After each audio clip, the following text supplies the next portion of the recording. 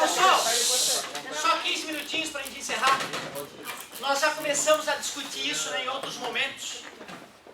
E vamos só revisar rapidamente o que já foi discutido e avançar uma gotícula só nessa matéria, que obviamente não terá nada a ver com a nossa avaliação de sexta-feira. Dilatação térmica é a matéria atual, mais tecnicamente dilatometria. É a área que estuda dentro da termologia. Dentro da termologia, nós já brincamos um pouquinho de termometria, né? E agora dilatometria, que vai trabalhar com todas as partes mais importantes da dilatação térmica. Então a primeira pergunta, para ver quem estava ligado no final da aula passada, de física. Por que os corpos variam de dimensões ao variarem de temperatura? Ele fica menos massa, ele fica mais fácil. Legal, porque a temperatura mede o grau das moléculas e átomos. Moléculas ou átomos mais agitados ocupam e moléculas e átomos menos agitados ocupam menos espaço. Perfeito, perfeito, é isso mesmo. Então é importante estar consciente o que está causando a variação de comprimento, de tamanho, de volume. Será que a massa também aumenta? Se eu pegar lá 1 kg de aço e esquentar, será que vai ficar mais que 1 kg? Não, né? Está alterando é o tamanho da coisa, né? Não a massa. Porque a massa é definida pela quantidade de átomos. E não está dando cria o átomo, né? O átomo não fica sacudindo e divide em dois. Não é bipartição, né? Não é que nem célula. Ele simplesmente aumenta o volume dele. E se tu esfria, ele encolhe, né? Simples assim. Importante então, né, tu saber o porquê e perceber que a massa não muda. Não estamos alterando a quantidade de matéria, e sim o volume dela. Aí me perdi um pouquinho, caduco. 2. Qual a importância do conhecimento da dilatação térmica? Por que é importante conhecer dilatação térmica? Para construir coisas, quando as coisas são construídas, ao sofrerem mudança de temperatura, o que acontece com a coisa que foi construída? Aumenta e diminui. O que pode acontecer com uma edificação que vai lá, esquenta no verão, encolhe no inverno, esquenta no verão? Racha. Começa uma trinca térmica, é microscópica no começo. É minúscula.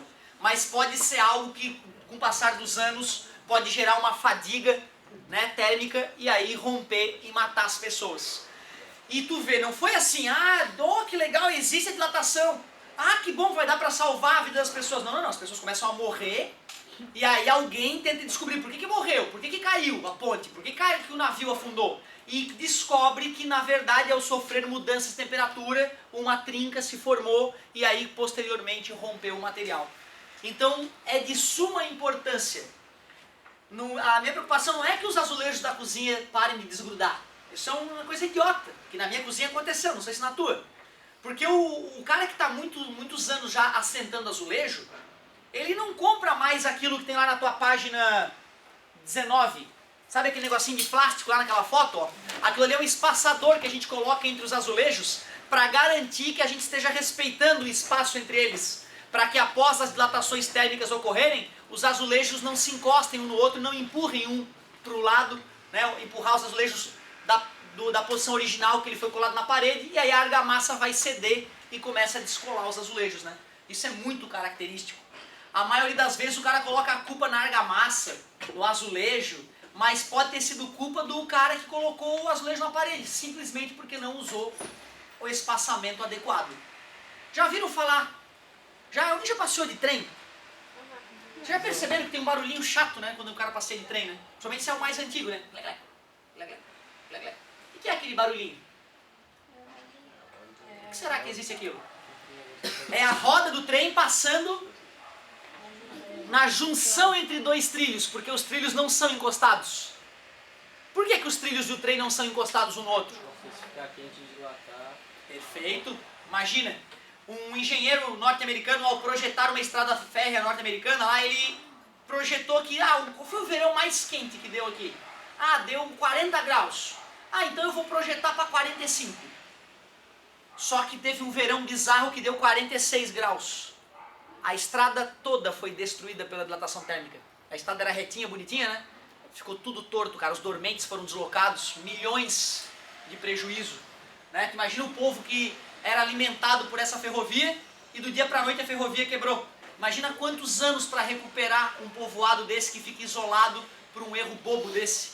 Puta, cara, por um erro de poucos graus, né, meu? Então tu vê, uma coisa fundamental de se conhecer.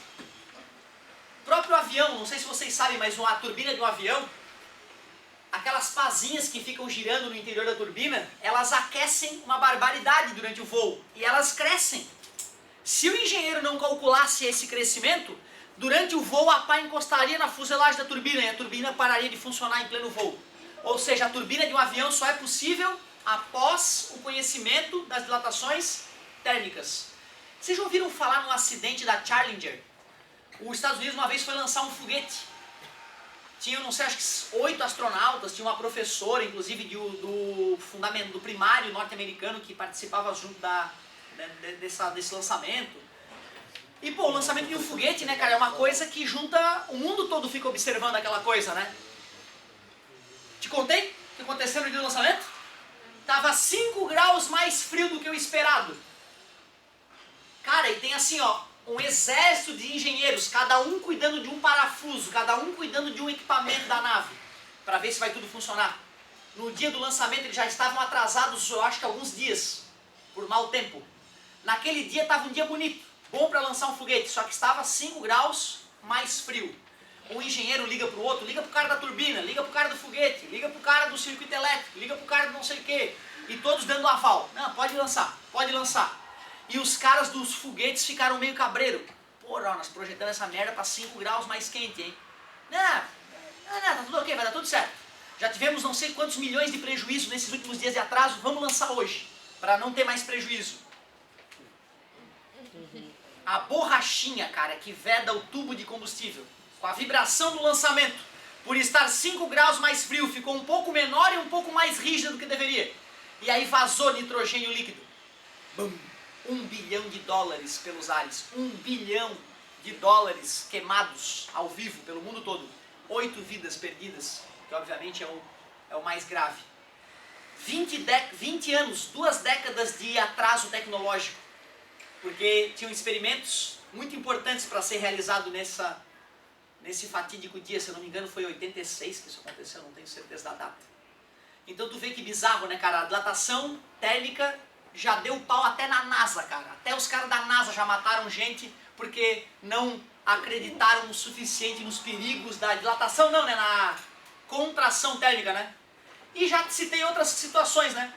Parafusos são usados na indústria, são apertados por dilatação ou por contração térmica, certo? E um fato bizarro. Já ouviram falar no avião Concorde? O único avião comercial que era supersônico, que voava acima da velocidade do som no ar.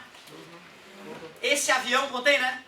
Ele em voo cresce 20 centímetros de tão aquecida que a fuselagem fica. De tão aquecida que a fuselagem fica durante o voo, devido ao atrito do ar com a fuselagem, ele cresce 20 centímetros, cara. Não circula mais, né, professor? Não circula mais. Desde que um caiu, né? Desde que um caiu, a galera ficou cabreira com a queda nos clientes e resolveu tirar de circulação essa mágica da tecnologia. Voava, vocês lembram o tempo que ele fazia? Inglaterra, Nova York e Londres, Inglaterra, Estados Unidos. Lembra? Alguém lembra o tempo que ele fazia? 4 horas. Os aviões hoje, sabem quanto tempo faz? 12. Ele era 3 vezes mais rápido, cara. Foda, né? Se um avião comercial voa 900 por hora, ele voava pelo menos 2.700 km por hora. Assustador. Ele tinha que inclinar o bico pela mudança de fluxo do ar na hora que ele quebrava a barreira do som. O fluxo de ar na sua fuselagem mudava. E para que ele pudesse suportar essa mudança, o bico dele tinha que ficar numa posição diferente da posição original para decolagem e para aterrissagem. Ou seja, o avião era tão bizarro que o piloto não conseguia enxergar a pista na hora de aterrissar. E aí então eles criaram um basculante na ponta do avião, fazer o avião mudar a posição da cabeça dele para poder pousar. Viagem, né, cara? Bizarro. Eu vi um vídeo de um jato decolando assim. Porque ele quebrou, tipo, quando ele passava assim, quebrou todas as janelas que tinha assim no barco. Legal. Vocês já viram o barulho do chicote do Beto Carreiro, por exemplo? Tem até uns que o cara compra, né? Meu filho ficou viciado naquela porcaria. Tem a parte mais grossa e no final a parte bem fininha, né? Quando o cara que vai mexer com aquele chicote, ele faz um movimento tal que a ponta do chicote ultrapassa a velocidade do som no ar. Quando a ponta do chicote vai lamber o ar vai ser espalhado, né? Porque tem ar aqui, né? Quando a minha mão vai passar pelo ar, ela tem que afastar o ar para poder passar, né? Concorda comigo? Só que o ar automaticamente dribla a minha mão e já se encontra depois que a minha mão passou, né? Quando eu faço um movimento no ar mais rápido que a velocidade do som no ar, o ar vai ser afastado pela passagem do objeto, só que vai demorar para o ar se fechar depois da passagem do objeto. E essa demora é que gera o estralo. Aquele estralo da ponta do chicote é o ar fechando depois que o chicote passou. Quando um avião atinge uma velocidade superior à velocidade do som, naquele momento vai formar um vácuo atrás do avião, e aí quando o ar foi se fechar depois da passagem do avião, vai dar um estouro absurdo. Foi o que aconteceu, né? Os aviões da Força Aérea foram passar lá perto onde nossos queridos administradores públicos vivem, Brasília. E eu não sei, né? Ele pensou, porra, será que eu jogo um míssil? Não, acho que eu só vou passar acima da velocidade do som. Quando ele quebrou a barreira do som, lá, né, próximo daqueles prédios envidraçados que nós pagamos, né, o ar passa atrás do avião se fechando e gera uma onda de choque. Essa onda de choque queimou alguns milhares de reais do povo brasileiro. Certo? Cabeça de Wagner, né, cara? Ai, eu tô com um avião supersônico, eu vou passar ali.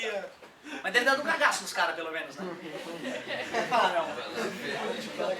E aquele outro avião que era mais rápido, 3 vezes mais rápido, ele caiu uma vez, por que ainda existe os aviões hoje que caem mais vezes? Não, legal, olha só, é que ele era um avião todo especial, tinha toda uma tecnologia diferenciada para ele poder voar seguramente. Houve um problema de manutenção ou um erro humano, não tenho certeza o que fez o avião cair. Acho um problema de manutenção. Aí então uma das turbinas do avião pegou fogo, o avião começou a pegar fogo e explodiu, né, antes de conseguir aterrissar. Eles descobriram qual foi o erro, ou seja, aquele erro dificilmente ocorreria de novo. Só que tem outros dois fatores que fez a gente tirar os Concordes do ar. Naquela época que o Concorde voava, a economia mundial estava bombando, tinha muita gente cagando dinheiro para poder voar no Concorde, entendeu? Porque custava $10.000 para tu ir e voltar. Londres, Inglaterra, Inglaterra, Londres. Certo? Tomando champanhe, primeira classe, aquela história toda, né? Só que aí, cara, depois que caiu o primeiro Concorde, veio uma recessão econômica mundial. Então tinha menos milionários para fazer essa conexão, né? Londres, Nova York, né? Então, por segurança e para não perder dinheiro, as companhias aéreas que tinham Concorde tiraram o Concorde do ar. Certo? Mas os aviões comerciais, eles têm uma tecnologia muito menos delicada do que os aviões supersônicos. Então, o avião comercial, tu morre atropelado na rua, mas não morre de acidente de avião. É muito seguro voar, muito seguro. Mas certo? um dos outros fatores também não foi a quantidade de combustível que ele usava? Ele empatava, ele gastava muito, eram 4 motores Rolls-Royce que impulsionavam ele, né? Eu não sei quantos mil cavalos tinha aquela porcaria, mas eram, né, dezenas de milhares de cavalos, uns 20.000 cavalos. Na hora de decolar, o avião precisa usar todo o poder dele. Então todo avião consome toneladas de combustível ao decolar, mesmo um avião comercial pequenininho, né, de avião comercial, né, tipo um 747, aí, um 737 da Boeing, ele vai gastar 1, 2 toneladas só para decolar. Foda, né, cara? Calcula o preço do combustível de aviação, 4 toneladas dessa porcaria. Só que o avião, quando ele atinge a velocidade de cruzeiro lá, né, numa altura grande, ele gasta pouco combustível para continuar voando, certo? Menos combustível. O Concorde, ele gastava muito mais combustível para atingir os 60.000 pés na qual ele voava. Só que depois que ele atingia essa altura e ultrapassava a velocidade do som, ele consumia 10 km por litro para continuar voando, cara. Virava um carro 1000. Ou seja, todo o combustível que ele gastava na decolagem, ele compensava na velocidade de cruzeiro. Por isso que não era o combustível o principal. O principal eram outros fatores. E esse negócio que ele fazia viagem mais rápido também, porque ele estava muito alto, ele só ia caindo, né? De certa forma, ele acompanha a curvatura da Terra, né? Para poder não alterar todo o avião, né? Que mantém uma certa altura, constante, ele está voando fazendo a curvatura da Terra, né? Acompanhando a curvatura da Terra, concorda? Certo? Uma coisa que contribuía para o baixo consumo em velocidade de cruzeiro era voar numa altura maior do que os aviões normais e sofrer menos resistência do ar. Concordas? Ótima colocação. Próxima aula a gente continua, galerinha. Pensem, quais fatores interferem na dilatação térmica? Pensem aí. Valeu!